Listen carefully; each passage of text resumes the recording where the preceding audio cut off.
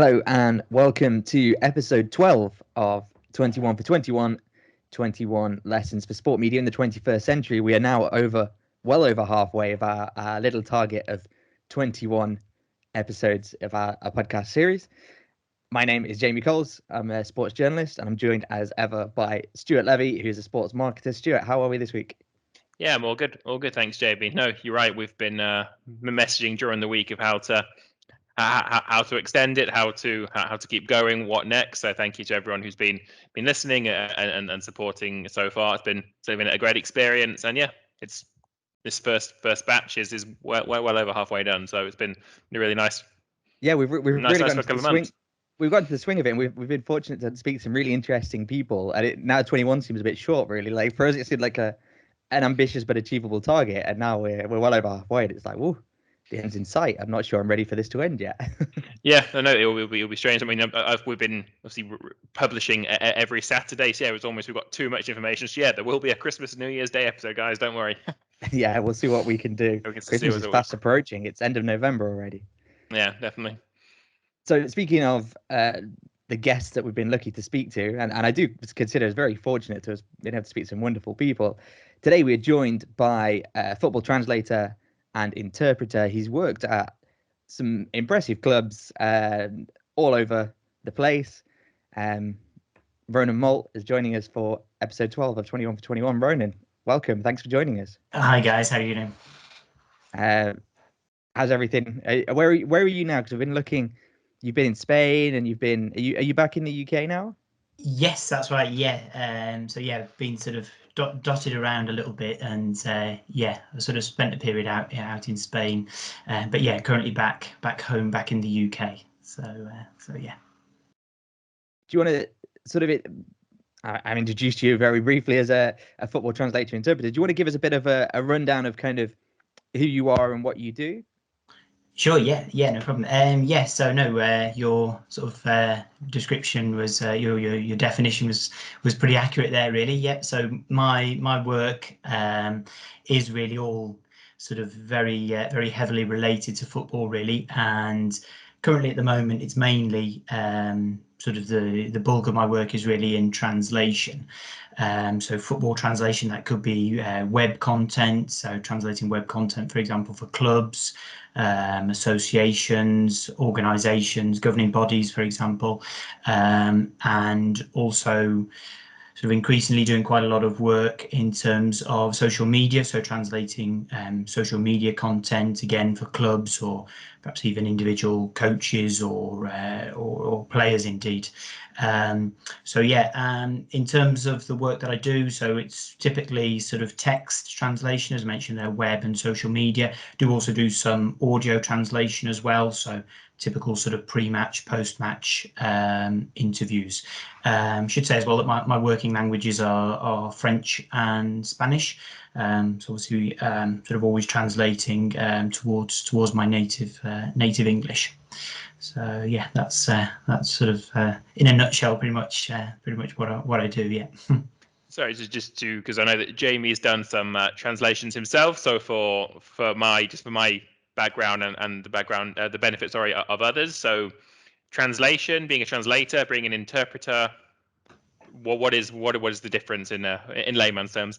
Yeah. Sorry. Yeah, I should have made that clear. So yeah, so translation deals with the written word. So I was mentioning there, sort of text really that's in a website form. So I'd receive the text, perhaps in Spanish or French, and then it'd be a case of translating. So translating the written word and producing a written English version of that text. Whereas interpreting deals with the spoken word. So that's typically sort of in the context of football where you see it most often really is in the player interviews, manager interviews, the press conferences. That's really where interpreting mainly takes place. Okay, that's really interesting. You said it was always from Spanish or French to English. Mm. Okay, that's the same. Do you get these requests where people say, "Oh, can you just translate this to sort of Spanish?" And Yeah, sure. Sometimes, yeah. I mean, I think any sort of translator will tell you that you should, always, stick to your guns and make it very clear that, I suppose regardless really of how competent you are in the foreign language, nothing really beats, I think, the native, the sound really of a native speaker really. So yeah, I mean, having said that, sometimes in interpreting jobs, you do actually interpret bilaterally. So I've done that in the past, sort of where I'd perhaps be working with a football coach, for example. So the journalists attending a press conference would ask the question, they'd obviously ask the question in English. So it'd be a case of me, if the manager didn't have a very good command of English, it would then be, I'd be interpreting that in Spanish for his or her, for them really. Okay, so in terms of you mentioned a lot of the work in football and for football management, so you must be a big fan of football. So if you're having to translate, why did you switch to 3-5-2 with attacking wingbacks today? You have to know what 3-5-2 with attacking wingbacks are. Is that important, or is that just me assuming it's important? No, definitely. Yeah, I'd say that really is important. I mean, there's if it's of interest, there's been quite a lot of articles written sort of in recent years about sort of a little bit more the theory behind sort of translating and interpreting in football. And one article which I think is actually named "Football is Coming Home to Die-Hard fans." I think the whole sort of the crux really of that article is basically that in order to be a football translator, you really do need to be a die-hard fan. And one thing certainly, yeah, as you mentioned, I am incidentally and always have been really a massive football fan. And one of the things that in terms of sort of preparing for assignments, so be that interpreting assignments or translation jobs, one of the things is that, preparation is really, I won't say I don't have to do any preparation, but, as long as I'm keeping in touch with the latest trends in football, the latest players, nicknames, things like that, really, and making sure that I'm on top of that. So, essentially, that's not really, I don't really consider that to be work. Do you have any process when you're preparing for? And I can give an experience. One of my experiences. Sure. Ronan and I connected through translating, as it were. I published a post about something that I translated, and Ronan sort of commented, and from there we got talking, and I was like, he'd be great for the podcast. So Sure. a bit of backstory. But Sure. when I go into what a lot of I do is sort of recently has been new signings or contract renewals, players. So I do a lot of looking at the bit of the backstory, the number of, I don't know, titles, the number of caps, the number of. Is there any kind of process that you have aside from just being a fanatic that you prepare for such an event? Yeah, wouldn't really say necessarily a process as such, just because, I mean, some of the times you can literally be told about these player signings, for example, at very short notice. So it doesn't really necessarily give you all that much time to do that much research. Obviously, there's masses amounts of information on the internet, which is certainly very handy. But I'd say you really need that sort of knowledge, to have that knowledge really at hand. And I mean, as sort of Stuart, you were asking before about sort of in terms of terminology and things, I think really it's not the sort of thing that you can learn, just off the cuff really.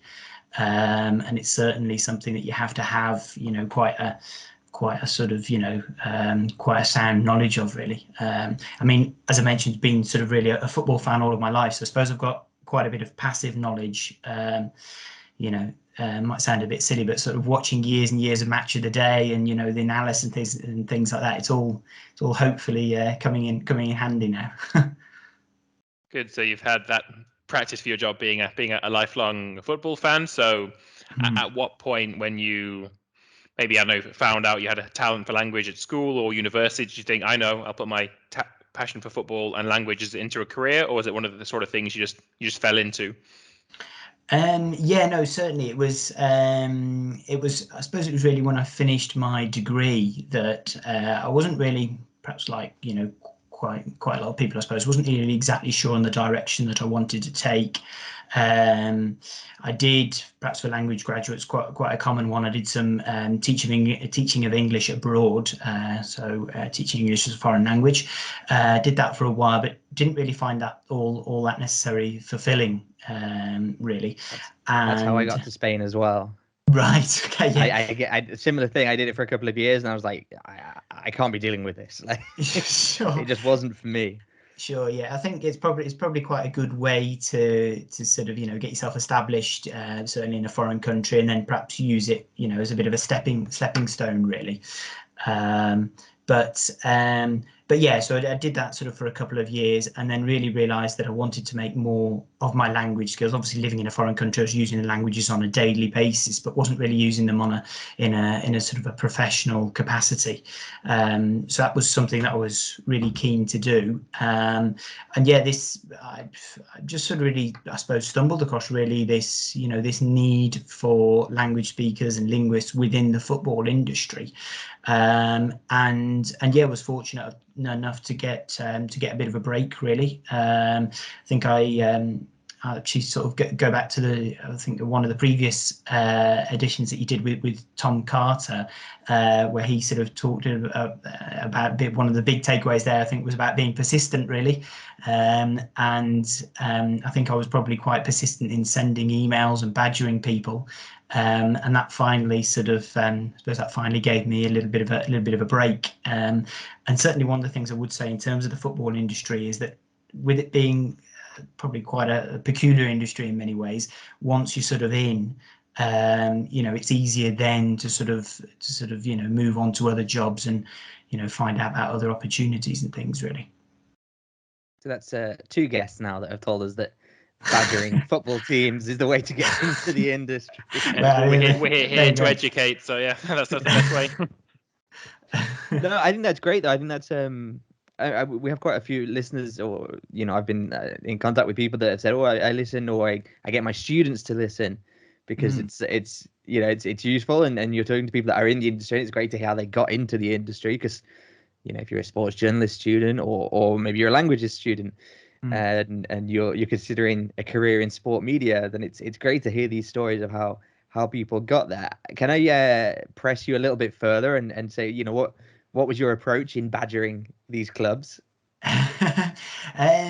Yeah, I mean, I suppose one thing I would say is that everyone, quite a lot of people would see working in football, and having being able to combine these language skills with working in football is a bit of a dream opportunity, really, which means that it is sort of massively competitive, and probably these agencies, clubs, etc., probably receive absolutely inundated with emails and things. So I think it's really a case of sort of standing out. So I guess the next question would be, well, how exactly do you stand out? I think probably my approach, this was perhaps back in the day when people still sort of picked the telephone up and things like that. So my approach was probably to sort of try and get people from all angles, sort of, send an initial email, and then sort of follow it up with a telephone call. One thing I would say as well, that I did try and do, was build up a little bit of portfolio of my own work, which I sort of wasn't getting paid for. It was just something that I'd done. It was work that was getting published, or was just doing it for a website. So I mean, I suppose that in a way, at least, to prospective employers, it was at least being able to say, well, I've got some work to show you. That's yeah, there's some parallels there, certainly with what Tom was saying. If you've not heard that episode, do go back and listen to episode 8, which was with Tom Carter, who's worked at some of the biggest clubs in Europe. So yeah, I think we're hearing it twice. It can't be a coincidence,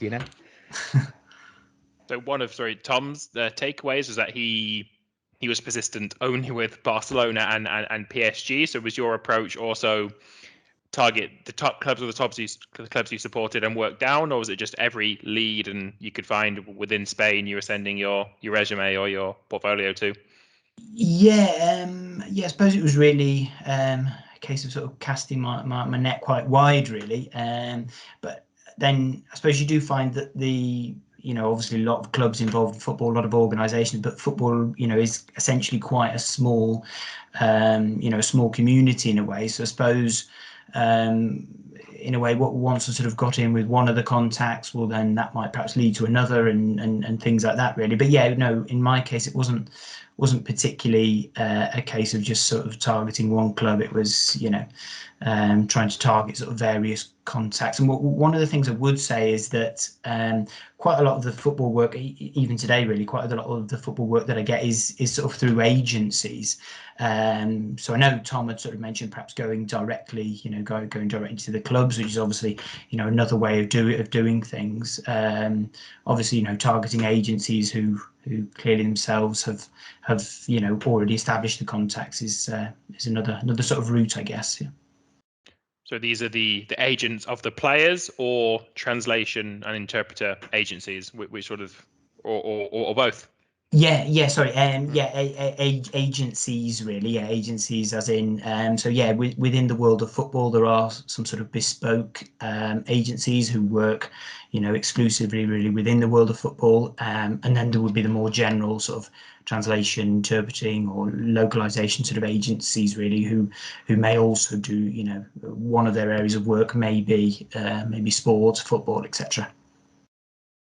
I'll redirect people again to Tom's episode with Tom Carter, episode 8. We mentioned at least two agencies in there. So if if there's any doubt, then there's a good starting point perhaps there. So that's interesting. So you studied languages. You then went on to sort of further study beyond a degree. You went on to a master's in doing interpreting, and then from there you found your way into football. Were there then any other skills you had to learn, sort of from a journalistic side of view or a media side of sort of point of view, understanding how things work within, I don't know, press conferences or TV interviews, that kind of thing? Yeah, good question. Not really one I've perhaps considered. I think that I suppose my studies had sort of prepared me quite well, really. Certainly doing the MA in interpreting had prepared me quite well, maybe even for things like etiquette and things like that, when interpreting, the importance of that, really. But I'd say generally, really, I suppose my degree sort of stood me in quite good stead in terms of, these infamous sort of transferable skills that are often referred to, really. In terms of, sort of journalistic skills, I suppose, a translator certainly really needs to be a good writer, really. So that is essentially something that over time I've looked to try and hone, really, mainly really through practice and sort of further study, and again, really, it comes back to sort of reading and being well informed, really, about the sort of specialist topic area, really. So you went to Spain then, sorry, after your degree and after the masters. But what when we were doing our research on you, Ronan, we saw your pieces where you were Pepe Mel's interpreter, a name from the past at West Brom. So were you part of his backroom staff almost? Did he fly you over, or how was your career path? You went from contacting the agencies in Spain to ending up at the Hawthorns. What happened in between, sort of? Yeah, sure. So that actually, that was something that came up, that sort of gig, as it were, came up when I was actually in the process of studying for my masters. So the masters I did down in London, and this came up. I think Mel was appointed in the January. And I got a call from one of the agencies who knew that I was sort of based in the West Midlands, although I was actually down in London at the time. But my where I'm from is the West Midlands. So I was asked if I'd be interested in the opportunity, and it was one that I obviously jumped at. I mean, it was anyone who's sort of done any sort of masters, I guess, but the masters in interpreting, which is a 1-year course, is quite an intense year. So if you throw in, having to travel around the country, remember sort of long away days to Norwich, for example, comes to mind. Throwing all of that travelling in was quite demanding, but yeah, it was certainly a great year. Were you traveling sort of with the team, on the team coach, as it were, or? No, I didn't. No, I didn't. Well, I think that only happened when we caught a flight, which is, of course, that's been in the news recently. Teams catching flights in the UK. I think it was Sunderland away. I think so. That was one that the team flew to, and yeah, did travel with the on the flight with the team there. But no, other than that, it was either traveling sort of with the media guys, so from the club's sort of media department, or a case of just making my own way there. Yeah. So it was just mainly the press conference on the match days. You're working with West Brom. You weren't on the training ground. Was that someone else doing it, or it was just in front of the public-facing media that he needed the interpreter?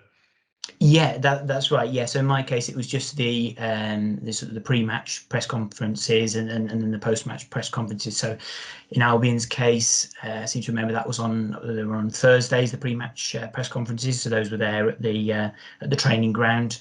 So that's a typical sort of standard pre-match press conference. Usually lasts about sort of an hour and a half or so.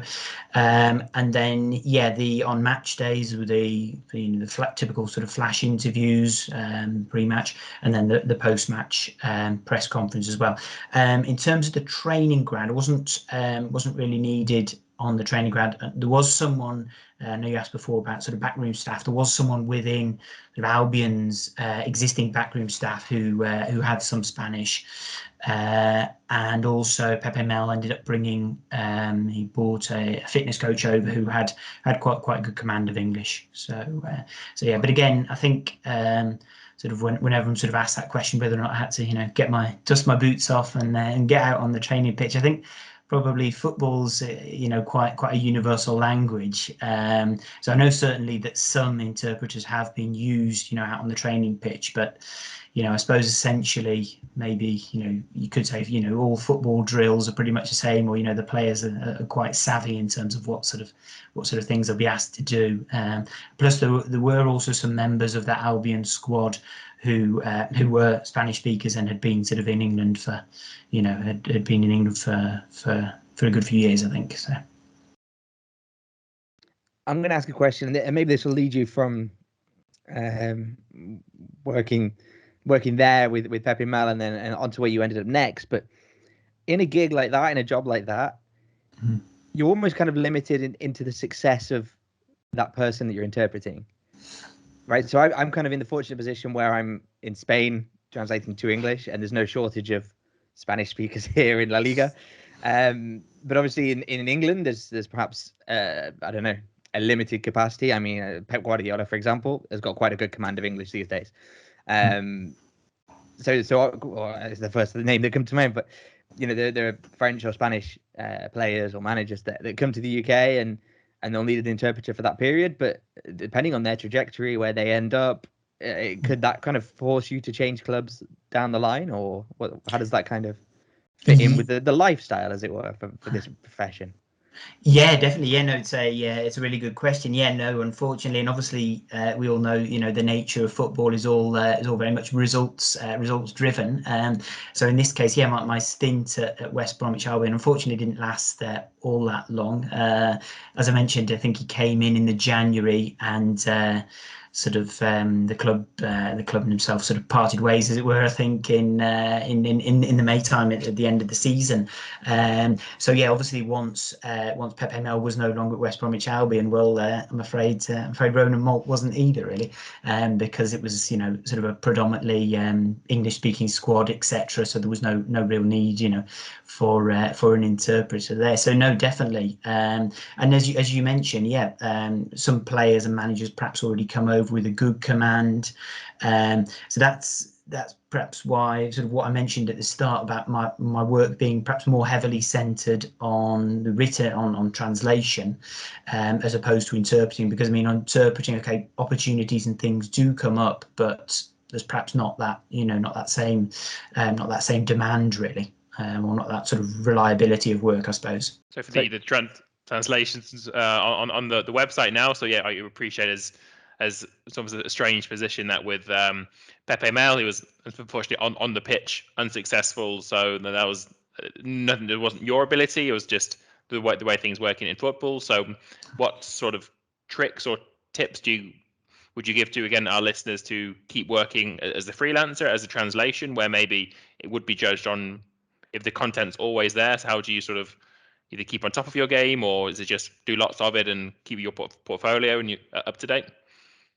I think I'd say it's as I sort of mentioned a little bit before. Once you're in football, and again, I think sort of other clubs and other employers probably value previous experience within football. Sort of mentioned briefly before about football being quite a peculiar industry. Obviously, as well, people who work in football have quite a lot of demands on people in terms of confidentiality and things. So if you've shown an ability in the past to be able to sort of operate within the industry, and I think it bodes quite well, really, for sort of your ability to do so again, really. But I suppose it is just a case of always keeping yourself in tune, really, with what's going on in the world of football. And also, again, keeping an eye up really for any sort of opportunities.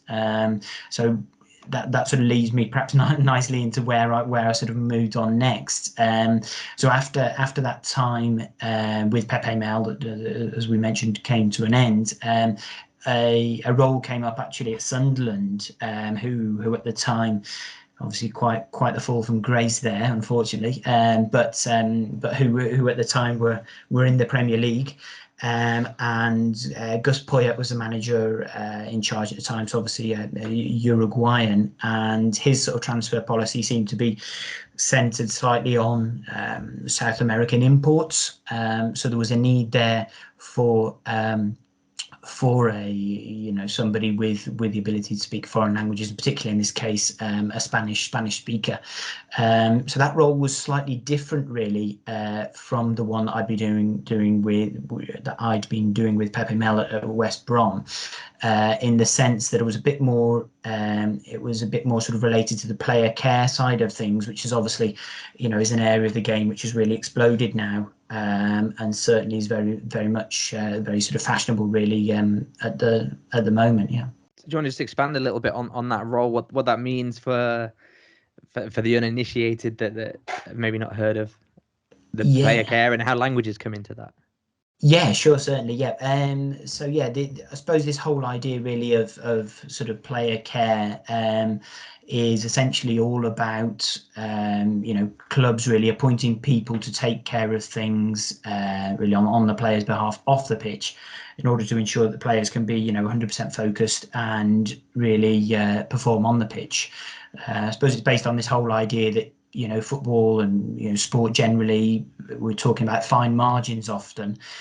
So any sort of small slight advantages that can be gained, i.e. by ensuring that the player, that the players sort of off the field affairs are all taken care of, then that's those advantages certainly worthwhile. So I mean, when I say off the pitch affairs, that's Jamie, I'm sure yourself, sort of living in a foreign country, have been through all of the things that generally someone living abroad has to sort of overcome, really. All of these processes, or I mean, indeed, when I came back myself from Spain, coming back to the UK, a lot of the things I had to do, sort of reopen bank accounts, look first of all for accommodation, all of these sort of daily tasks that we all have to do. So in this case, that I was sort of a little bit of the point of call, really, I suppose, for these foreign players who were coming into the UK to help them sort of get set up, really, and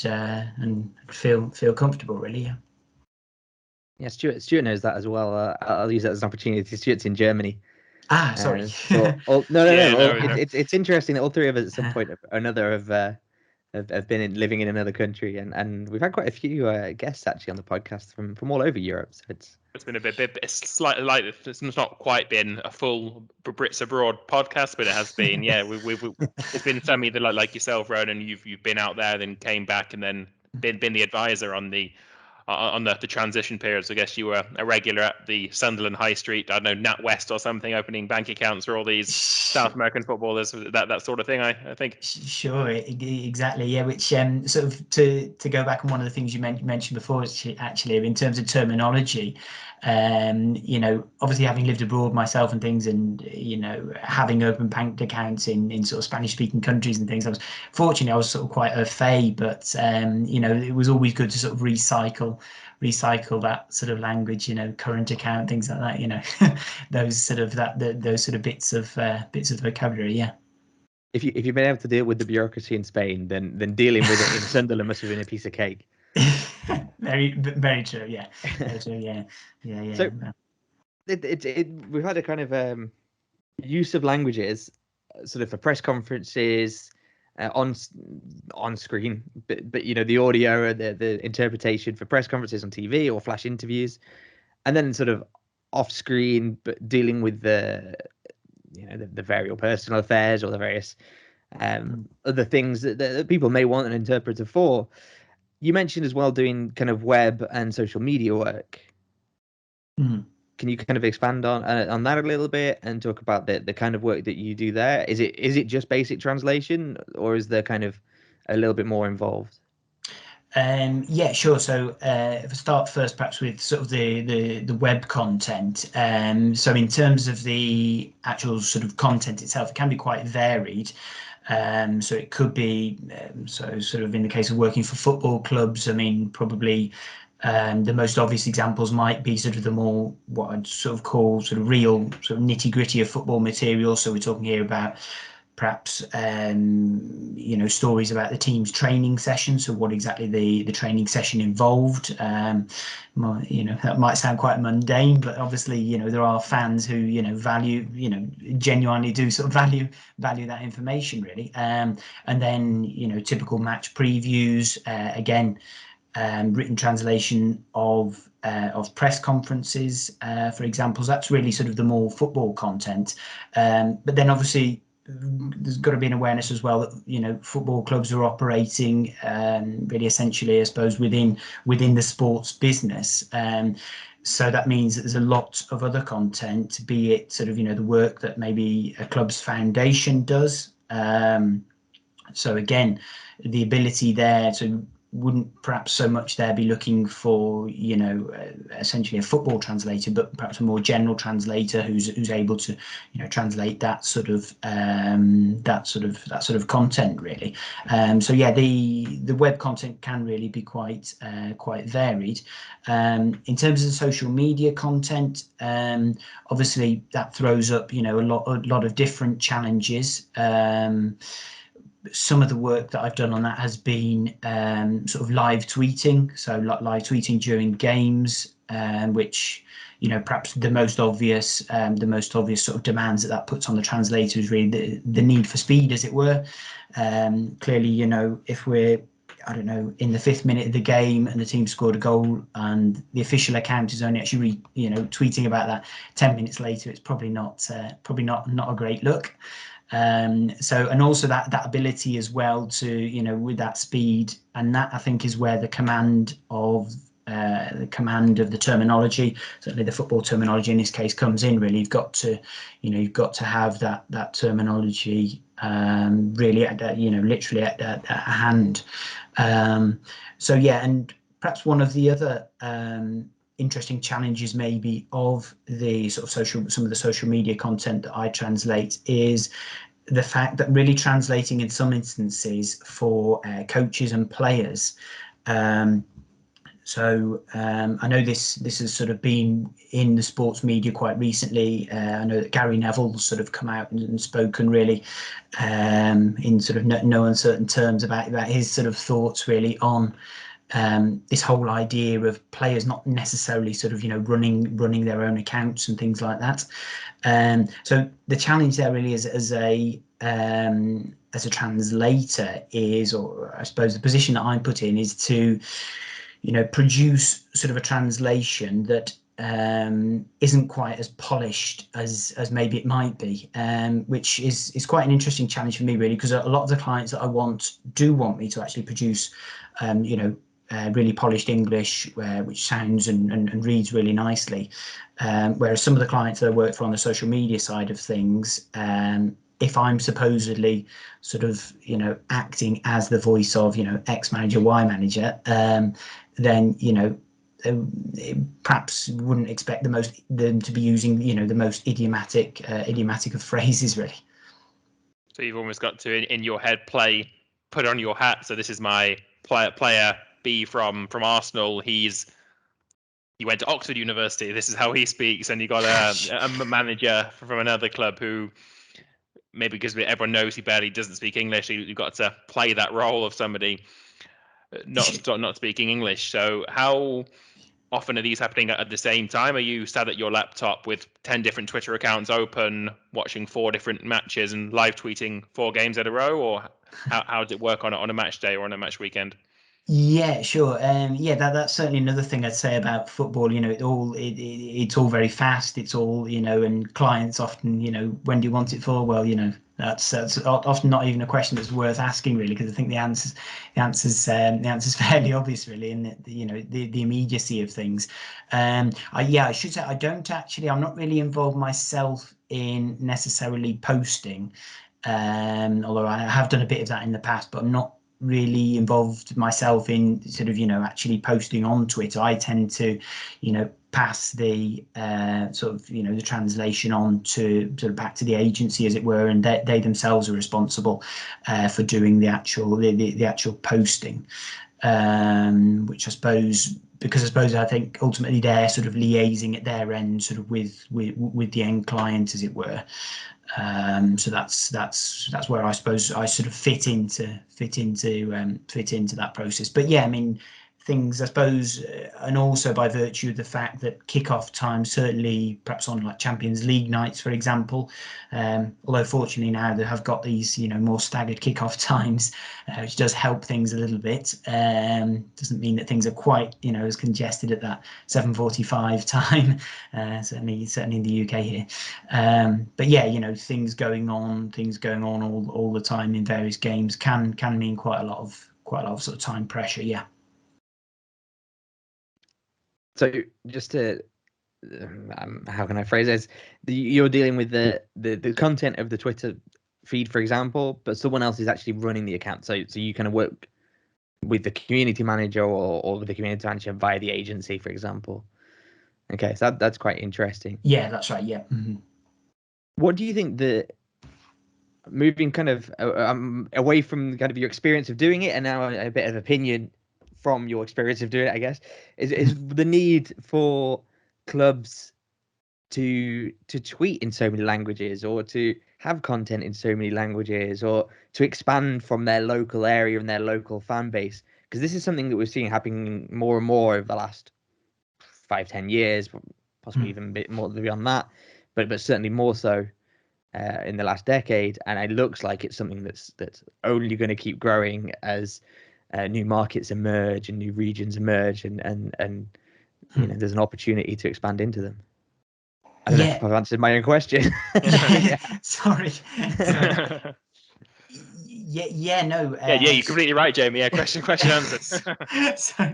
So yeah, I mean, just in terms of the I think, as you say, it's probably something that we've perhaps been seeing sort of over the past sort of 10 years or so, and yeah, I think that I think that clubs probably initially maybe, I don't know, started perhaps let's say Twitter accounts in several languages, and I think the clubs themselves were perhaps to some extent guided by the response, really, that and the sort of the results that they were getting from that. I don't know, perhaps any sort of sponsorship deals that they were then able to sort of gain through that. But yeah, I think that it's I don't really see any reason why things wouldn't continue to grow, really. And fortunately, as an English translator and interpreter, in quite a fortunate position that English does remain really quite proud to say it, does remain really the sort of key language, I guess, really.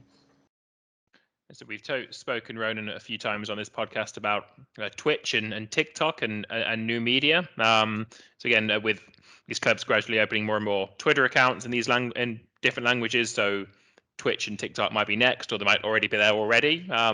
For someone in your job, have you already worked on these platforms, or are you sharpening up some skills so that you're able to work on these platforms as and when they're available in the different languages?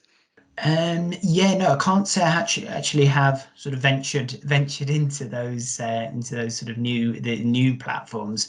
My work at the moment has really tended to be on, I suppose, what we could call the more traditional sort of Twitter, Facebook, Instagram sort of platforms. But no, certainly I think that, it'd be a case of sort of moving with the times and yeah, and I'm sure. I mean, each of the platforms really, I suppose, comes with their own challenges, and I'm sure that it perhaps won't be a long time before I'm asked to work work with some of those platforms. I mean, to expand a little bit on some of the challenges, I mean, one of the is going back a few years ago now. Obviously, Twitter had these sort of fairly tight restrictions on characters and things, which over time I seem to recall were sort of relaxed a little bit. And although there obviously are still restrictions in place now, but that's sometimes quite sort of one of the challenges, or one of the things that I have to take into consideration when translating, with a view to trying to sort of limit that sort of back and forth between sort of my client,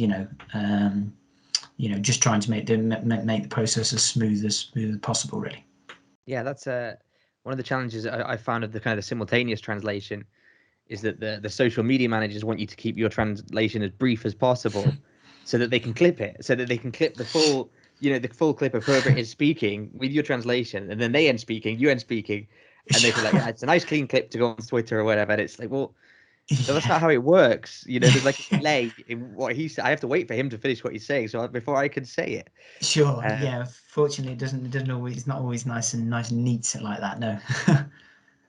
It's it's really not.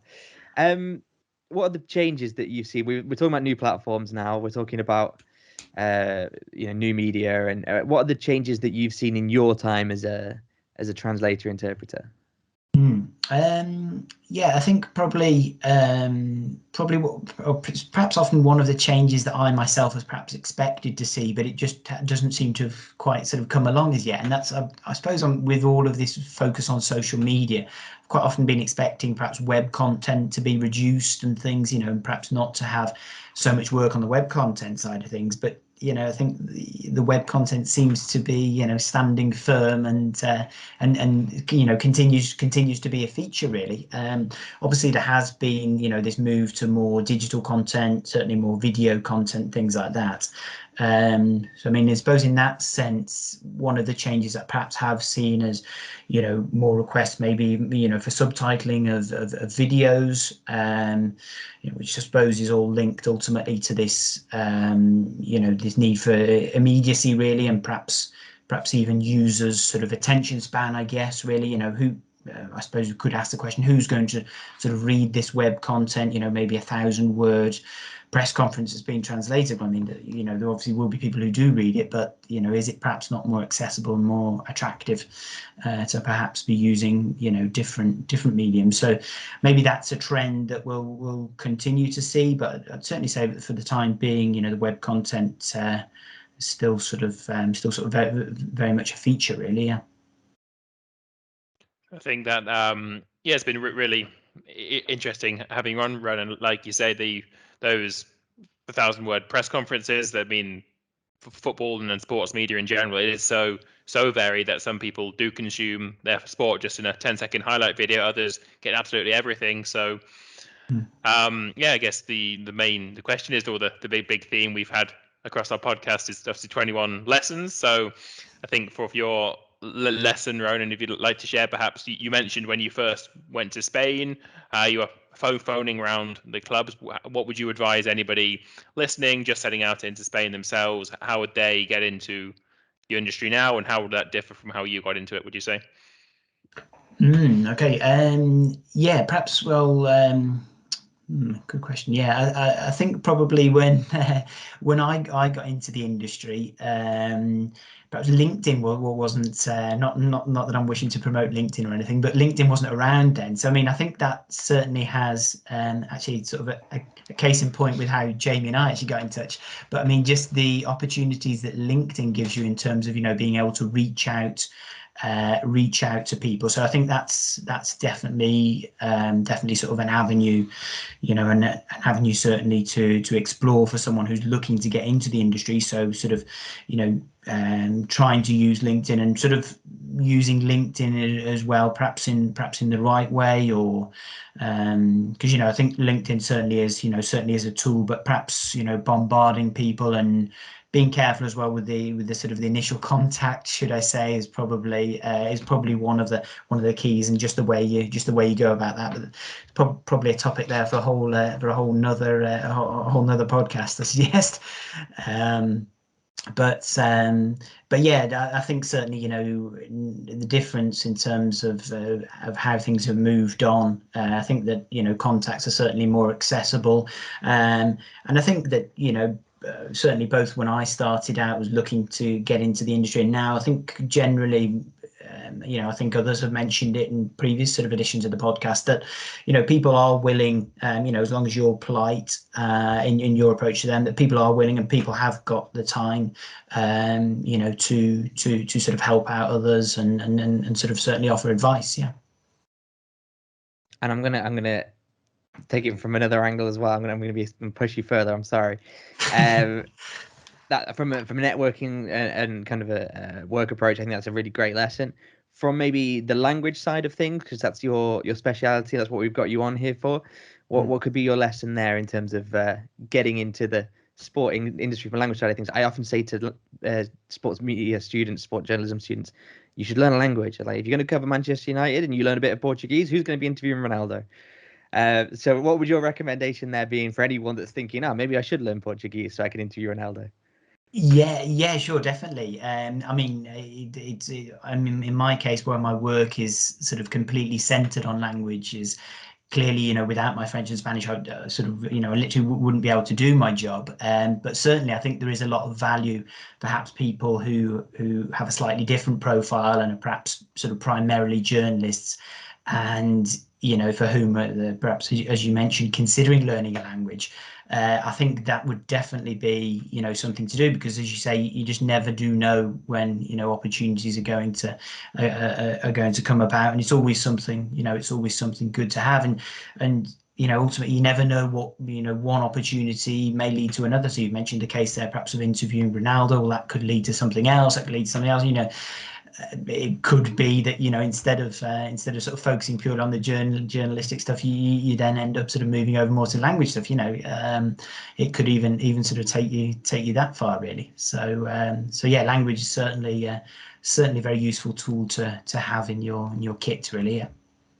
Good. So I think, yeah, Ronan, it's as I said, it's been certainly. This episode has almost been, it's the spiritual two-parter to Tom's episode in terms of the translation stuff Sure. that he talked about. So yeah, I mean, I think Jamie, it's my first time asking this question. Where can we find you, Ronan? Did you have Twitter or any LinkedIn or websites you want to push to the people listening? Yeah, sure. So I'm on LinkedIn, really, which is, I should probably actually use LinkedIn more than I sort of struggle to seem to sort of find the time to get on there, really. But yeah, Ronan Malt on LinkedIn. So yeah, be happy to sort of, I don't know, connect with people if people are interested to ask any further questions or whatever. Yeah. Great. Well, thank you very much for joining us. It's been really interesting.